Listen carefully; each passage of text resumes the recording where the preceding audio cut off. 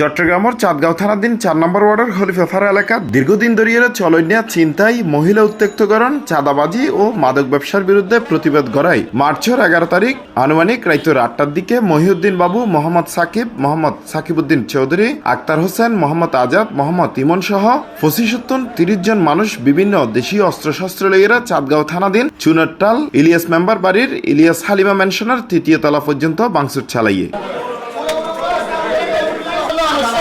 এবং পার্শ্ববর্তী বিল্ডিং ৪ নম্বর word BNP নেতা হোসেনের বাসভবন ইউনুস নিবেশের ২য় তলা ভাঙচুর চালায় এবং বিএনপি নেতা একেএম জসিমউদ্দিনের ভাড়াটিয়া অনি করে মাইদ্যর গড়িয়েরা তার মা রিনা বেগমরে শ্লীলতাহানি গড়িয়েরা আহত করি। এই ঘটনাত ওই এলাকাত আতঙ্ক বিরাজ গড়ের। নিজের জানমাল রক্ষার্থে বিএনপি নেতা মোহাম্মদ হোসেন চাঁদগাঁও থানাত একখান মামলা দায়ের করে। বিষয়ের জানিত ফারিয়ারে তাৎক্ষণিক ঘটনাস্থল পরিদর্শন করি চট্টগ্রাম মহানগর বিএনপির আহ্বায়ক আলহাজ এরশাদুল্লাহ। এ সময় তিনি হইয়ে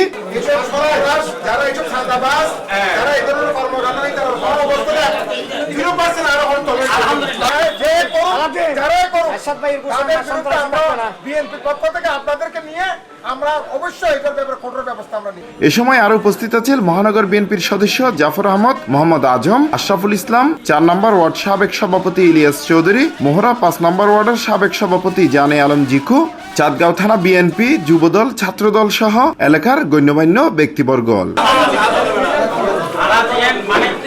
Hussain Abbas, C plus TV, Chittagong.